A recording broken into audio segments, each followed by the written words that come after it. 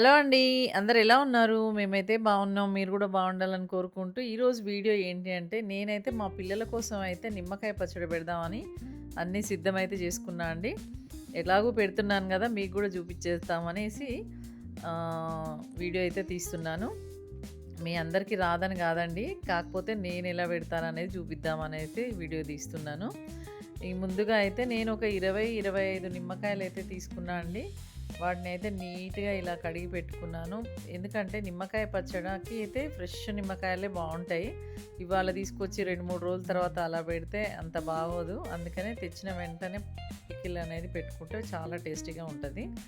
ముందుగా నేనైతే ఇవన్నీ కడిగి పక్కన పెట్టేసి కాసేపు అయిన తర్వాత తుడుస్తున్నా అండి. ఇవి తుడిచినంక గూడా ఒక పావుగంట సేపు, అరగంట సేపు అలా పక్కన పెట్టేసే ఉంచాలి. ఎందుకంటే తడి అనేది ఇంకెక్కడ ఉన్నా మొత్తం ఆరిపోతుంది. అందుకనే పక్కన అలా పెట్టి ఉంచేసుకోవాలి. నిమ్మకాయలు మాత్రం ఇలా కట్ చేయకండి. నేను అదే చూపిస్తున్నాను. ఎందుకంటే చాలామంది ఇలా కట్ చేసి పచ్చడి అనేది పెడతారు. కానీ ఇలా కట్ చేయరు చాలా వరకైతే నాకు తెలిసినంత వరకు. ఎందుకంటే మా అత్తయ్య బాగా నిమ్మకాయ పచ్చడి బాగా పెట్టేవారు. నేను ఆమె కట్ చేస్తుంటే చూసి నేర్చుకున్నాను. ఇలా కట్ చేయాలి అని చెప్పింది తను. అది ఎలాగో అనేది ఇక్కడ చూడండి. ఇలా నేను క్రాస్‌గా కట్ చేస్తాను నిమ్మకాయని. ఎందుకంటే దాని మీద ఉన్న లేయర్ అనేది కట్ అయిపోతది. అప్పుడు మనం పికిల్‌కి ఉప్పు, కారం అనేది బాగా పడతదటండి. అందుకనే ఇలా కట్ చేయాలని మా అత్తయ్య అయితే చెప్పింది. నేను ఆమె చెప్పినట్టుగానే ఎప్పుడూ అలాగే చేస్తూ ఉంటాను. కట్ చేస్తాను. ఇందులో ఉన్న గింజలైతే మొత్తం తీసేయాలండి. గింజలు మాత్రం ఏమాత్రం ఉండనివ్వద్దు. ఎందుకంటే ఈ గింజల వల్ల పచ్చడి అనేది బూజొస్తుంది. తొందరగా పాడైపోతుందండి. ఫంగస్ వచ్చేస్తది. అందుకనే గింజలు మాత్రం ఎట్టి పరిస్థితిలో ఉంచకండి. ఏ ఒక్క గింజ లేకుండా నీట్‌గా తీసేసుకోవాలి. ఇలా ఇక్కడ చూపిస్తున్నట్టుగా మొత్తం నీట్‌గా శుభ్రంగా తీసేసుకోవాలి.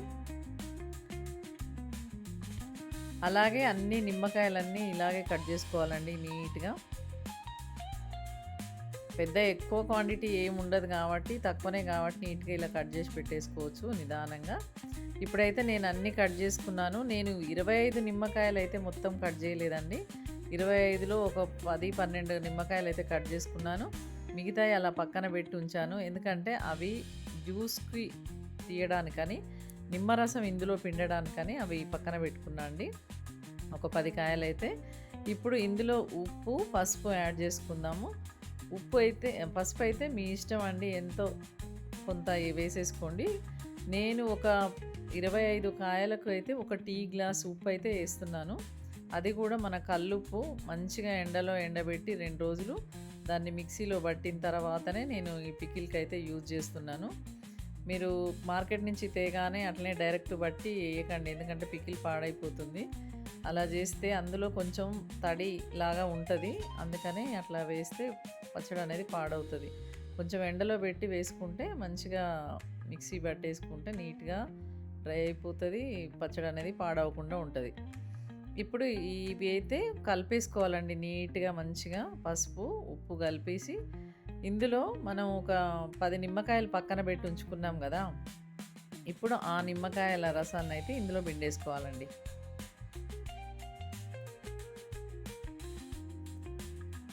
ఇంకా మన దగ్గర ఎక్కువ ఉంటే ఎక్కువ కూడా పిండుకోవచ్చు. ఎందుకంటే మనం ఎంత రసం వేస్తే అంత జ్యూసీగా అయితే వస్తది మంచిగా. అట్లా అని మరీ ఎక్కువ వేసుకోవద్దండి. చూసుకొని వేసుకోండి. 10, 15 కాయల దాకా వేయొచ్చు 10 కాయలకి. అలా అయితే బావుంటుంది. ఇలా జ్యూస్ అంతా మంచిగా పిండుకున్న తర్వాత మళ్ళీ ఒకసారి అయితే కలుపుకోవాలండి ఇట్లా నీట్‌గా.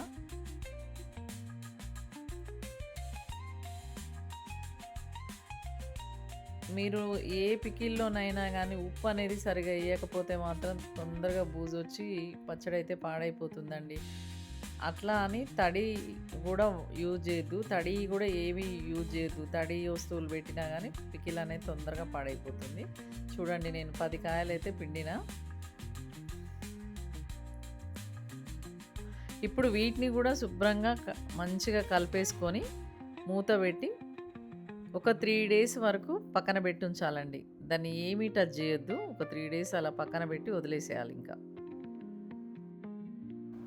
మనం ఏవైతే కట్ జేసి పెట్టుకున్న నిమ్మకాయలున్నాయో 3 రోజుల తర్వాత ఎలా ఉన్నాయంటే ఇదిగో చూడండి ఇలా ఉన్నాయి. ఫ్రెష్గా మంచిగా మనం ఇందులో పిండిన జ్యూస్ అంతా పీల్చేసుకుంది చూడండి.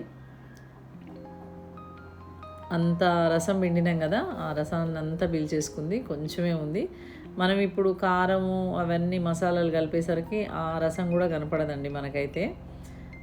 కాబట్టి మీరు కొంచెం ఇంకొక 5, 6 కాయలు ఎక్కువగా పిండుకున్నా నో ప్రాబ్లం. ఒక 10 కాయలకైతే అంత జ్యూస్ అయితే ఉంటుంది. ఇప్పుడు ఇది మూత పెట్టుకొని పక్కన పెట్టేసుకొని ఇప్పుడు నిమ్మకాయ పచ్చడి ఎలా పెట్టాలి అనేది చూద్దాము. నేనైతే ఇందులో జీలకర్ర, మెంతులు, ఆవాలు ఇవన్నీ మంచిగా వేయించుకొని పౌడర్ చేసి అయితే పెట్టుకున్నా. కొన్ని ఎల్లిపాయలు అయితే మిక్సీకి వేస్తున్నా అండి. కొన్ని ఏమో పోపులు వేయడానికని ఉంచుకున్నాను. అవి ఒక పావు కేజీ కంటే తక్కువనే ఉన్నాయి. కొన్ని పోపులోకి, కొన్ని మిక్సీ పేస్ట్ చేయడానికైనా అయితే ఉంచుకున్నాను. ఇప్పుడు అదేం లేదండి, ఈజీ. నూనె వేసేసి మనం కొంచెం పోపు గింజలు వేసేసుకొని గోరువెచ్చగా ఉన్నప్పుడు ఇవన్నీ వేసి కలిపేసుకుంటే సరిపోతుంది. స్టవ్ ఆపేసుకొని వేడి మీద కలపొద్దండి, నల్లగా అయిపోతుంది. మొత్తం పూర్తిగా చల్లారిన తర్వాత నూనె, అప్పుడు కారం అనేది కలుపుకోవాలి.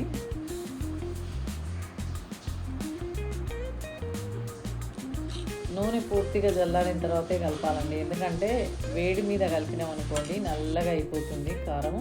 అప్పుడు పచ్చడి చూడడానికి కూడా బాగుండదు, టేస్ట్ కూడా డిఫరెంట్గా ఉంటుంది. కాబట్టి పూర్తిగా చల్లారిన తర్వాతే మనం కారాన్ని అయితే కలుపుకోవాలి. మన దగ్గర కొన్ని ఎల్లిపాయలు తీసి పెట్టుకున్నాం కదా, అవి కూడా ఇందులో వేసేసుకోవాలి. వేసి ఇలా కలిపి పెట్టుకున్నాం కదండి. కొంచెం ఆయిల్ తగ్గింది కాబట్టి కొద్దిగా ఆయిల్ అయితే వేస్తున్నాను నేను.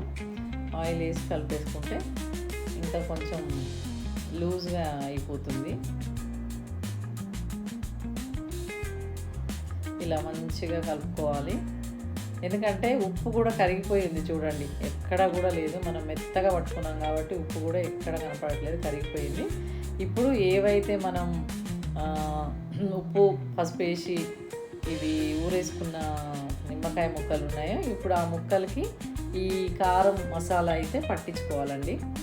ఇందులో ఇంకేం కలపన అవసరం లేదు. ఎందుకంటే ఆల్రెడీ మనం ఉప్పు ముందుగానే వేసుకున్నాం కాబట్టి ఇందులో ఎలాంటి ఉప్పు కానీ ఇంకేమీ యాడ్ చేయాల్సిన అవసరం లేదు. జస్ట్ పోపు, మనం ఇందాక జీలకర్ర మెంతుల పౌడరు అది కలిపేసుకున్నాం. ఇంకా డైరెక్ట్ కలిపేసుకోవడమే అండి. ఇది ఎంత మంచి వాసన వస్తుందో అండి. ఎంతైనా హోమ్ మేడ్ పికిల్సే. చూడండి ఎంత బాగా కలిసిపోతుందో. మొత్తం ఇది మంచిగా కలిపేసి,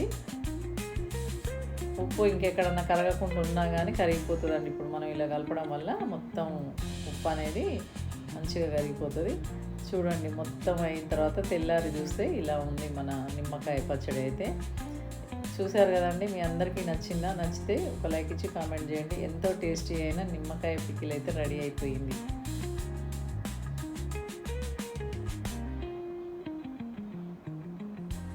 స్మెల్ మాత్రం చాలా బాగా వస్తుందండి.